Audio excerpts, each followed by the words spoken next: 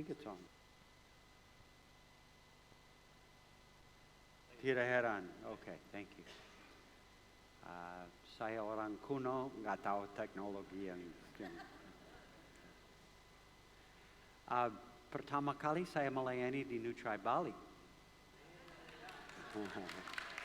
Dan izinkan saya memperkenalkan diri, Ron Parrish. Now, ada yang tahu bahasa Inggris dan ada yang berpikir bahwa nama saya Ron Parrish.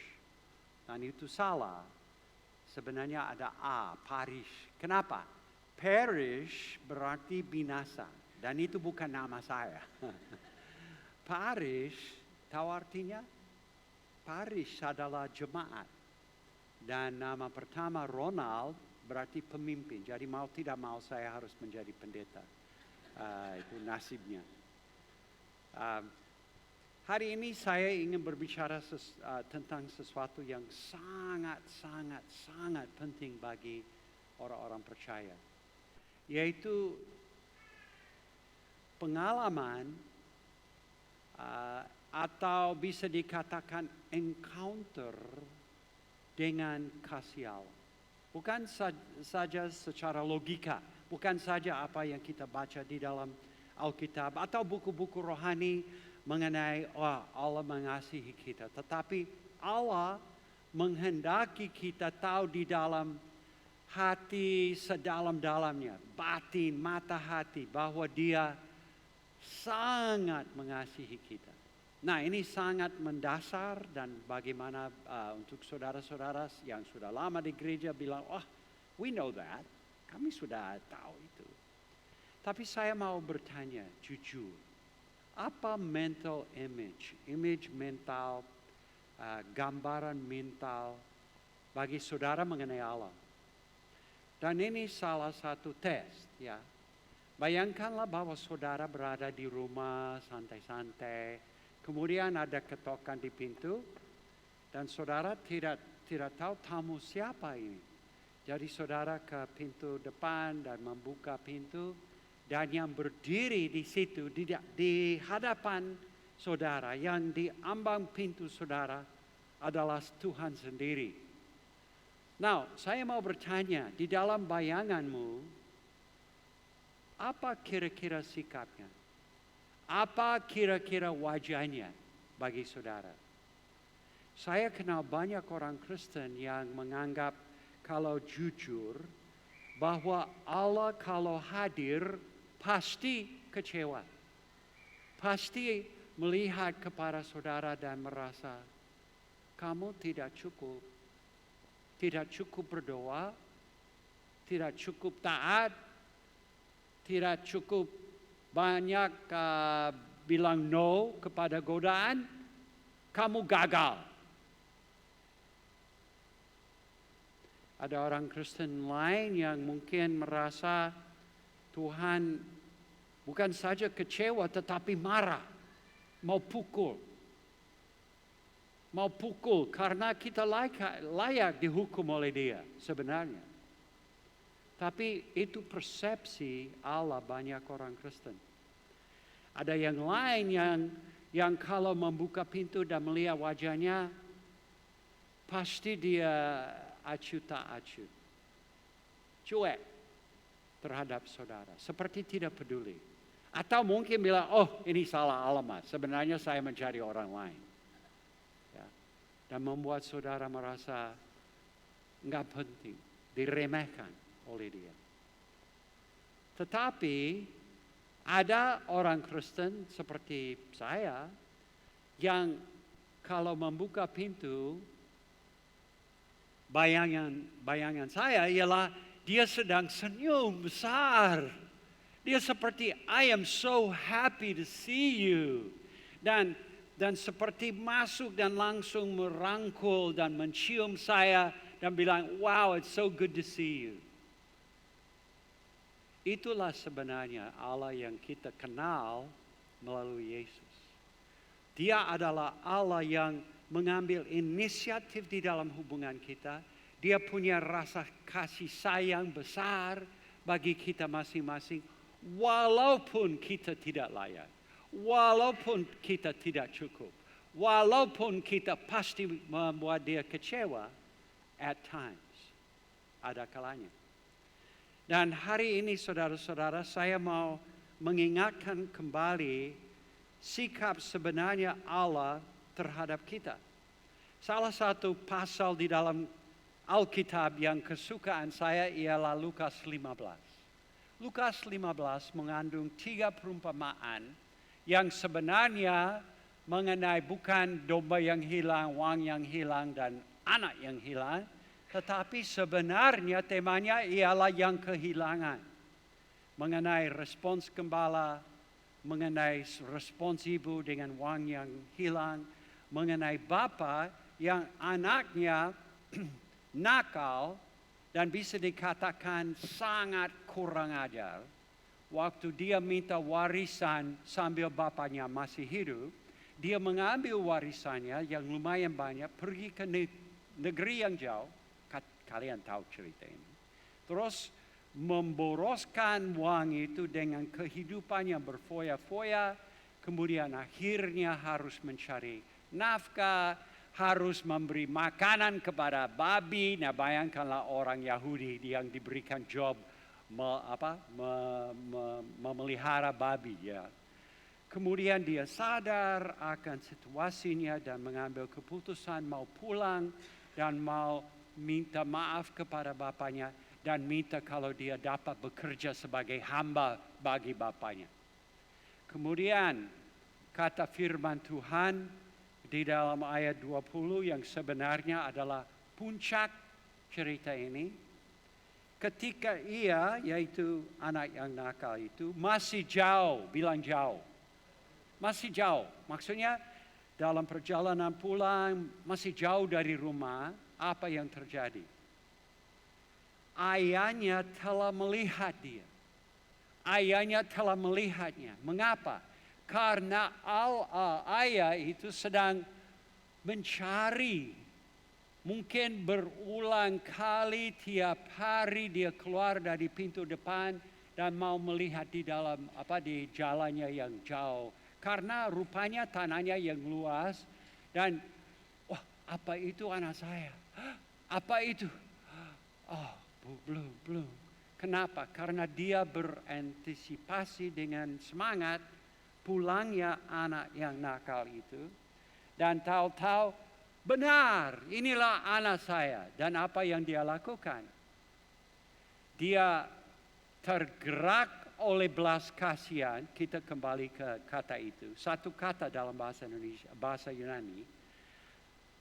Ayahnya itu berlari mendapatkannya, yaitu menyambut dia dengan apa? Merangkul, mencium. Kemudian anak mau mengaku dosanya, dia sudah siapkan apa yang mau dikatakannya. Dan sebelum disampaikan dipotong oleh bapaknya.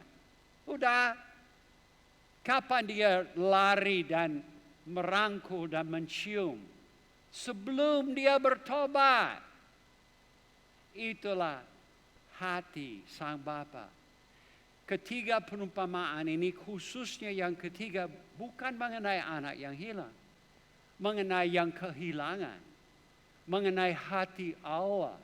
Kalau lihat konteksnya ketiga perumpamaan ini, Yesus sedang berkata kepada orang Farisi, orang-orang yang agamawi, bahwa sebenarnya karakter Allah seperti ini. Hati Allah seperti ini terhadap orang berdosa. Apalagi kita yang sudah percaya, kita yang sudah mau mengikuti dia. Dia punya hati yang besar. Yang menyangkut kita, yang menyambut kita, yang mengasihi kita. Di dalam cerita ini, kalau saudara tahu konteksnya, dia orang besar, dia lumayan kaya, dia punya banyak karyawan, dia orang gede ya, dan dia pakai jubah. Jadi untuk berlari, berarti dia harus angkat jubahnya dan mengekspos kakinya yang telanjang yang sangat mempermalukan, tetapi dia tidak peduli, mau lari. Ya. Demikianlah hati Allah. Dan tiap langkah yang kita mengambil menuju ke dia, dia sudah mengambil 99 langkah menuju kepada saya, kepada kita. Itulah hati Allah. Dan Allah mau kita memahami dia dengan sikap itu. Dia mau menampakkan diri sebagai Bapa kepada kita masing-masing melalui encounter, melalui pertemuan, melalui pekerjaan Roh Kudus di dalam hati kita untuk memberikan kepada kita semacam pewahyuan mengenai karakter ini. Dan mungkin saudara yang ada di sini hari ini belum pernah ada pengalaman seperti itu. Mungkin ada yang pernah mengalami kehadiran Allah yang menampakkan kasih-Nya, tetapi dulu-dulu di youth camp atau dulu-dulu di KKR. Tetapi sudah lama saudara merasa, wah saya belum ada encounter seperti itu. Sudah lama tidak. Nah saudara-saudara, Allah yang berlimpah-limpah dengan kasih sayang. Oh, saya lupa sesuatu. Di sini dikatakan tergeraklah hatinya oleh belas kasihan Yesus. Itu sangat menarik. Satu kata dalam bahasa asli. Bukan bahasa Inggris, bahasa asli Yunani. Splagnizomi. Itu kata kerja. Splagnizomi. Dan splagne, kata dasar, adalah pusat emosi seseorang. Nah, bagi kita yang berbahasa Indonesia, waktu kita bilang hati, bahasa Inggris liver. Jadi my liver is quiver for you. Jadi hati saya seperti ada feeling, ada perasaan. Ya. Bagi orang yang berbahasa Inggris, apa pusat emosi? Apa? Jantung, heart, jantungnya. Bagi orang yang berbahasa Yunani, pusat emosi adalah usus. Usus adalah pusat emosi. Jadi ini kata yang sangat dalam. Yaitu saya merasa seperti tergerak di usus. Berarti harus ke toilet. No. Bayangkanlah seorang pacar bilang kepada berbisik di pacarnya perempuan. Hey baby, usus saya sedang bergerak karena kamu. Ya. Bercanda saja. Tapi pokoknya splagnizoma adalah kata yang sangat dalam. Sebenarnya tidak dipakai untuk manusia. Begitu dalam, agape itu. Kasih agape. Hanya Yesus. Waktu Yesus melihat orang sakit kusta, splagnizomai. Tergeraklah hatinya oleh belas kasih. Waktu dia melihat seorang janda yang anaknya yang tunggal baru meninggal. Tergeraklah hati oleh belas kasih.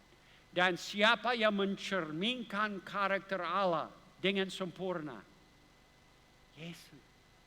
Waktu dia melihat banyak orang berbondong-bondong datang kepadanya, dia melihat mereka sebagai domba yang tidak punya gembala. Dan tergeraklah hatinya oleh belas kasih. Saudara inilah feeling, perasaan, persepsi Allah kepada kita. Dia berlimpah-limpah dengan kasih sayang terhadap kita. Dia lebih siap menyatakan kasih sayang itu kepada kita daripada kita siap untuk menerimanya. Ini benar. Ada pengalaman saya untuk pertama kali mengerti hati Allah sedalam ini. 32 tahun yang lalu, waktu masih muda. Saya sempat pertama kali ke Papua. Dulu namanya Irian Jaya. Ya. Dan saya kepingin sekali ke pedalaman Papua. Ya. Kemudian ada seorang teman misi Assemblies of God namanya Howard Helwig yang pindah ke pedalaman. Mau melayani satu suku terabaikan namanya suku Bauzi. Dan dia mengundang saya ikut dia ke dalam hutan itu, tengah hutan. Dan saya bilang, I want to, wow, bergairah. Terus saya naik pesawat ke Jayapura, ke Abepura sebenarnya. Dan dia punya rumah di Abepura. Dan kami ada meeting dengan pendeta-pendeta di sana, melayani mereka seminar. Terus pagi sebelum kami mau berangkat, naik pesawat kecil, masuk ke hutan.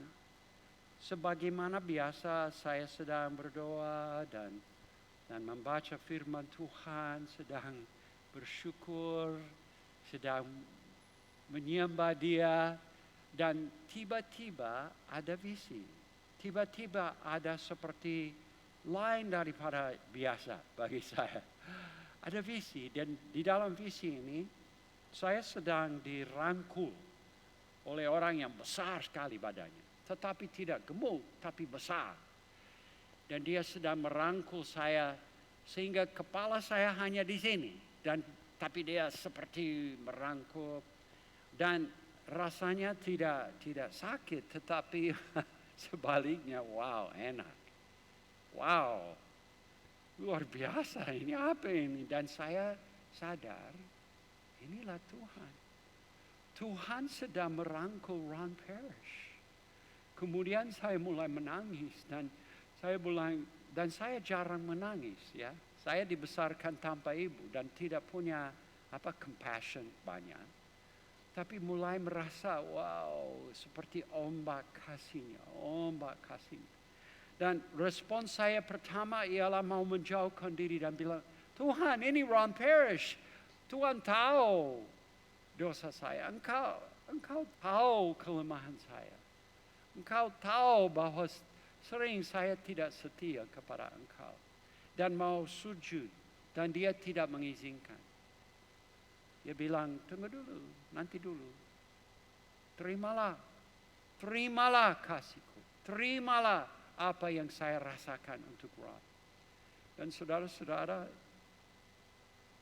dari semua pengalaman saya di dalam perjalanan itu, memang banyak yang lucu, yang manis, yang luar biasa, masuk hutan, naik turun, menyeberang sungai 52 kali.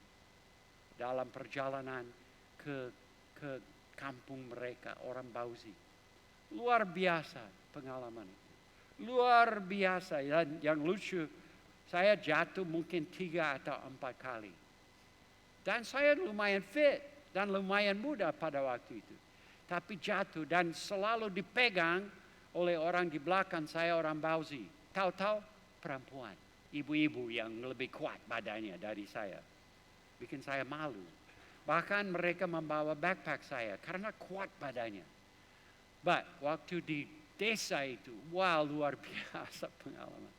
Luar biasa ketemu orang yang belum pernah ketemu orang di luar. Mereka tidak tahu orang Indonesia pun. Hanya beberapa orang bule yang menerjemahkan Alkitab dalam bahasa mereka. Dan mereka menyambut kami dengan manis dan lucu sih, bapak-bapak punya telanjang kecuali koteka. Kami mandi di kali, kami makan kanguru pohon, kami sangat menikmati. Tetapi yang tidak dapat saya lupa ialah pengalaman kemarin itu, di mana saya dikasih oleh Tuhan, tak bersyarat. Sebelum saya melayani di tengah hutan, dia sudah mengasihi aku. Saudara-saudara, inilah yang pengalamannya, karena di dalam proses itu, dan mungkin berjam-jam saya seperti itu. Hancur hati, menangis. Tuhan berkata, betapa sering saya mau mengekspresikan kasih sayangku kepada Ron, tetapi Ron tidak menerimanya. Ron tidak percaya. Ron tidak mengizinkan saya mau merangkul Ron. Dan dari pengalaman itu, saya berubah. Sehingga seperti, oh Tuhan, saya siap. Tiap hari siap. Mau sebanyak mungkin, ayo. Saudara-saudara, ada di antara kita yang perlu sikap, yaitu sikap terbuka, siap yang mau menerima satu pewahyuan di dalam hatimu tentang karakter Allah sebenarnya. Allah telah menampakkan dirinya sendiri bukan saja sebagai pencipta dan Tuhan yang berkuasa, tetapi terlebih dahulu sebagai Bapa. Sebelum dunia ini diciptakannya, Dia adalah Bapa. Bapa anaknya dengan Roh Kudus. Tritunggal bersama-sama di dalam komunitas. Inilah Allah yang jauh lebih berbeda daripada Allah atau dewa agama-agama lain. Karena Dia pada dasarnya adalah Bapa. Dia pada dasarnya adalah Bapa yang mempunyai hubungan kasih dengan semua penciptaannya. Dan di dalam rencananya, Dia mau mengasihi anaknya. Dia mau supaya ada lebih banyak anak. Dan itu sebabnya kita diciptakan. Karena menjadi objek kasih sayangnya. Bukan hanya di otaknya, tetapi di dalam pengalaman. Martin Luther berkata, kiranya kita dapat melihat ke dalam hatinya sebagai Bapa dan menyadari betapa tak terbatas kasihnya kepada kita. Sehingga hati kita meluap dengan ucapan syukur. Sebenarnya satu doa yang ingin saya doakan bagi saudara-saudara dan saya hari ini, terdapat di dalam firman Tuhan. Di dalam Efesus pasal 3, mulai dengan ayat 14, ada doa yang sesuai dengan pewahyuan yang kita bicarakan hari ini. Doa yang untuk encounter yang sedang saya bicarakan. Di dalam Efesus pasal 3, mulai dengan ayat 14, sampai dengan ayat 21, Paulus berdoa. Nah, dia berdoa untuk siapa?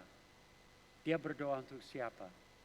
Dia sedang berdoa di dalam konteks ini untuk jemaat di Efesus. Enggak tahu 100, 200, 1000 orang, kita tidak tahu.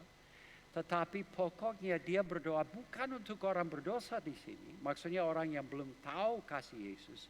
Dia sedang berdoa untuk orang yang sudah bilang, saya Kristen. Saya sudah menerima kasih Yesus. Saya sudah percaya.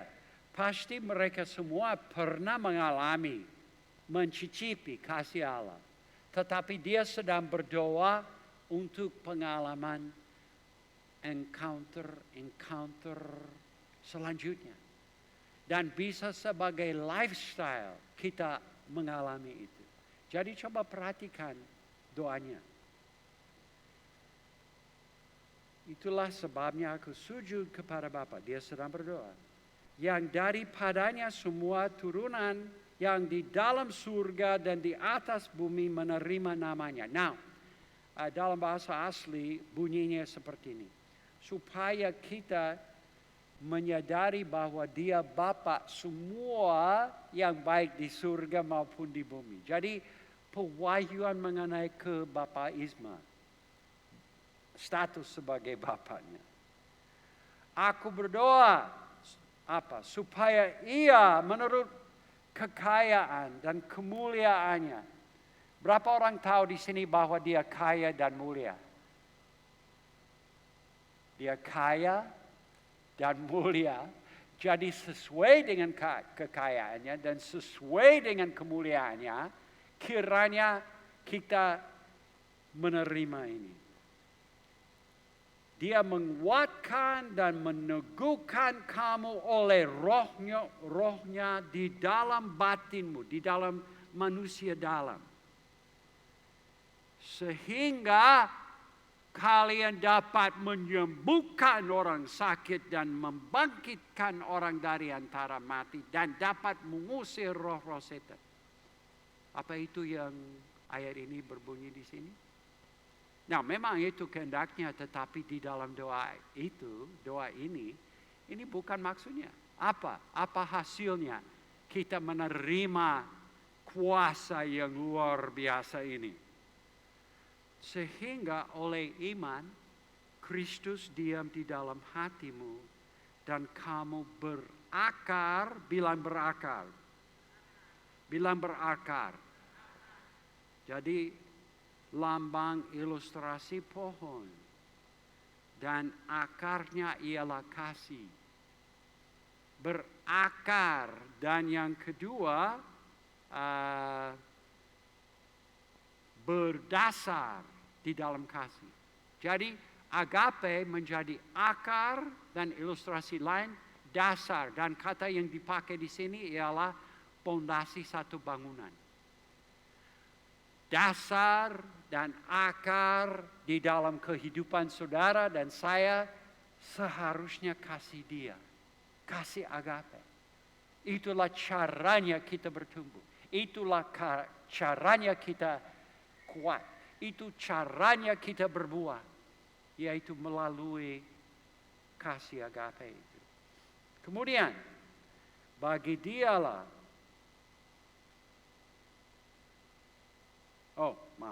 Aku berdoa supaya kamu, dan kata kamu di sini ialah secara individual. Kamu adalah siapa? Saya dan saudara. Secara individual. Bersama-sama dengan segala orang kudus. Jadi semua orang kudus. Semua orang yang percaya. Semua orang di gereja-gereja. Semua orang yang sebenarnya lahir baru. Semua orang yang menerima dia. Dia sedang berdoa agar segala orang kudus dapat memahami. Nah, mereka sudah Kristen. Tetapi ada pemahaman yang lebih dalam, yang lebih lanjut, yang dapat dikembangkan seumur hidup. Sehingga makin lama, makin memahami. Wow, dulu saya kira itu luas, sekarang lebih luas daripada apa yang dapat saya bayangkan. Karena proses pewahyuan demi pewahyuan, encounter demi encounter, aspek kasihnya yang sedikit lain daripada aspek yang pernah kita alami. Jadi betapa lebarnya, bilang lebar, dan panjangnya. Dari dengan tangan apa isyarat?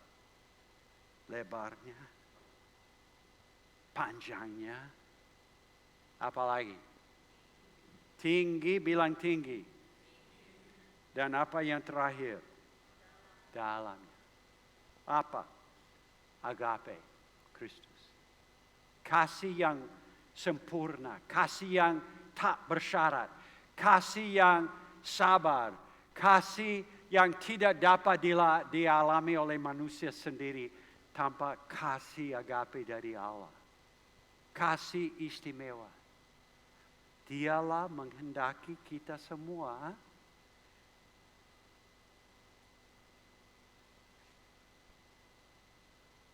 lebih mengerti, lebih memahami. Dan hanya bukan melalui buku-buku teologi. Saya sudah lama membaca banyak buku teologi. Bukan membaca Alkitab dalam bahasa asli. Ibrani, Perjanjian Lama, Yunani, Perjanjian Baru. Wah, sudah tahu. No, melalui pengalaman. Banyak cara dia menampakkan kasih itu di dalam kehidupan seorang percaya. Nah, Sebenarnya kasih itu melampaui segala pengetahuan. Dan kata yang dipakai di sini ialah bypass. Jadi dia kasih itu bypass pikiran, logika, otak kita mengena di hati kita. Tidak make sense bahwa Allah mengasihi saya. Tidak make sense. Tetapi benar. Dan tidak usah saya mengerti semuanya. Yang penting saya mengalami. Tidak penting bahwa saya bisa menjelaskannya. Tetapi saya ada pewahyuan di hati sedalam-dalamnya. Di hati nurani, di hati kita. Sehingga kita tahu bahwa kita dikasihi oleh Tuhan. Dan bagi dialah yang dapat melakukan jauh lebih banyak daripada yang kita doakan. Nah, konteksnya untuk janji yang luar biasa ini ialah apa? Konteksnya ialah pewahyuan mengenai kasih. Dan mungkin saudara merasa, wah tidak mungkin saya ada pengalaman seperti itu. Tidak mungkin karena kelemahan kehidupan saya, karena iman saya yang kurang, karena kegagalan saya, karena dosa yang saya lakukan. Nah, sebenarnya lebih dari apa yang kita bayangkan dan pikirkan. Seperti yang ternyata dari kuasa dan bekerja di dalam kita. Bagi dialah kemuliaan di dalam jemaat dan di dalam Kristus Yesus turun-temurun sampai selama-lamanya. Amin. So saya mau bertanya untuk menjadikan ide ini lebih praktis. Karena banyak di antara saudara sedang berkata, bagaimana saya dapat memaksa Tuhan menunjukkan kasih-Nya? Bagaimana saya bisa ada pengalaman seperti Pak Ron ceritakan tadi? Pergi ke Papua? No, gak usah. Bisa di sini, bisa di rumahmu, bisa hari ini. Dan caranya ialah kata firman Tuhan, kasih Allah agape telah dicurahkan di dalam hati kita oleh Roh Kudus. Itulah pekerjaan Roh Kudus yang sudah disediakan bagi kita semua. Jadi bagaimana kita mengambil sikap, bahasa Inggris, position ourselves untuk menerima ini.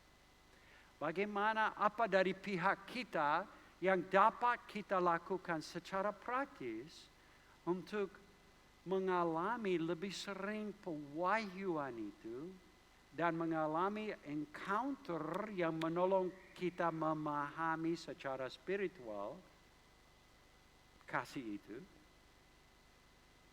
Apa caranya? Dan sebenarnya jawabannya panjang lebar, tetapi secara simple, kita yang pertama harus membiarkan Yesus menyucikan hati kita dan menjadikan kita layak.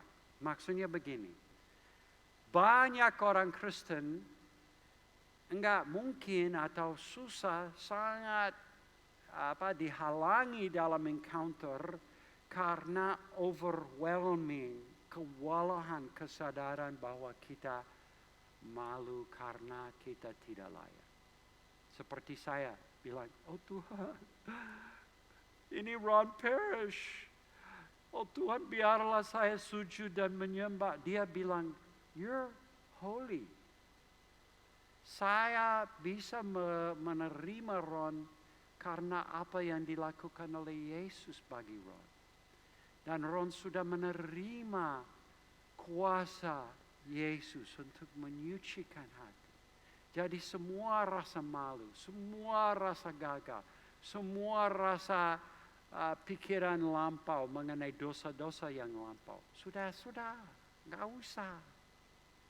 Yang kedua, dan itu sebabnya, by the way, kita mau sering mengadakan perjamuan suci untuk mengingat, oh darah Yesus menyucikan kita. Inilah identitas baru di dalam Dia, bahwa kita orang suci. Bilang kepada temanmu, kamu orang suci.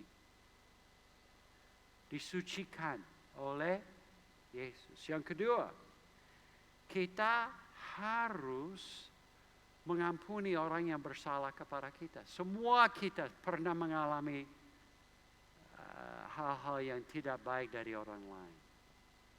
Semua kita mempunyai orang tua yang kurang sempurna, yang tidak mengasihi kita sebagaimana seharusnya.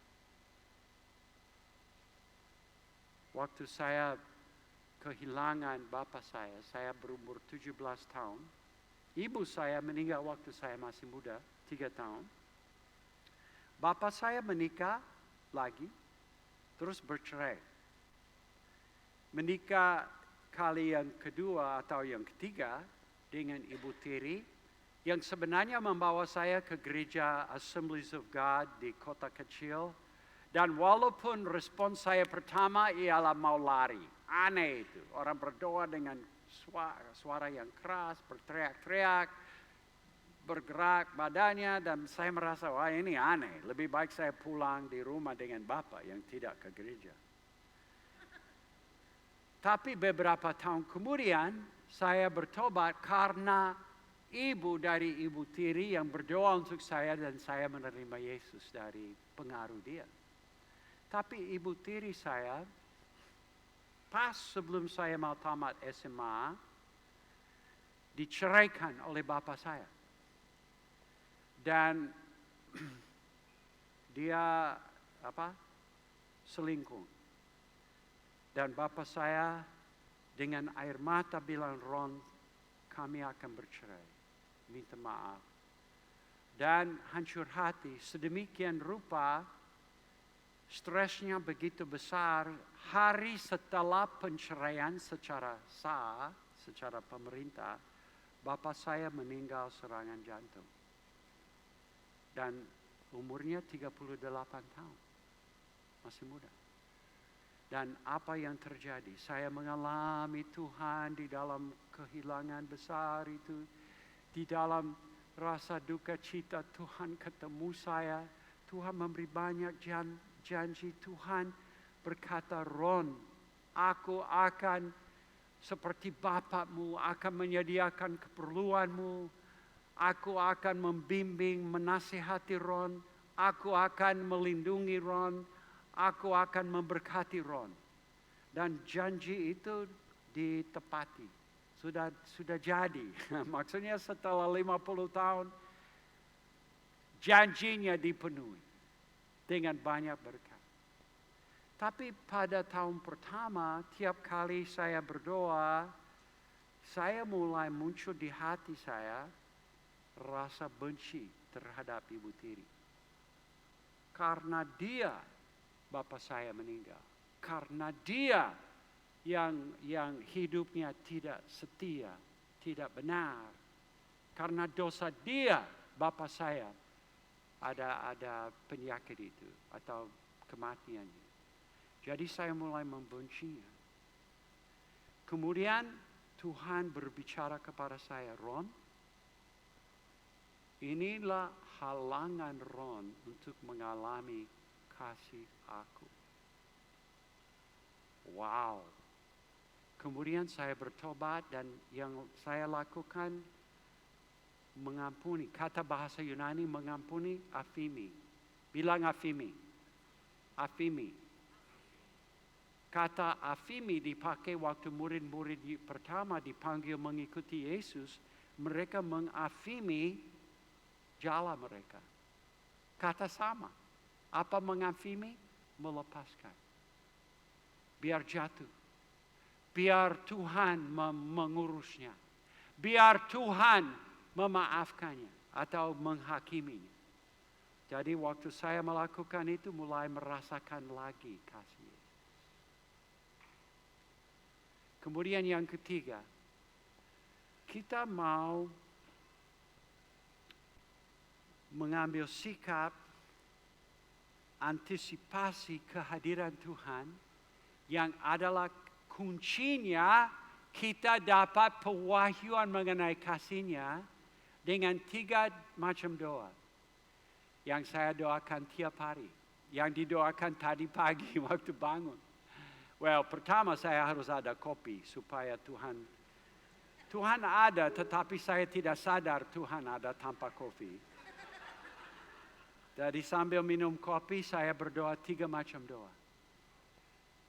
Marilah kita praktek. Ayo berdiri bersama. 3 macam doa yang singkat. Ready? Come on.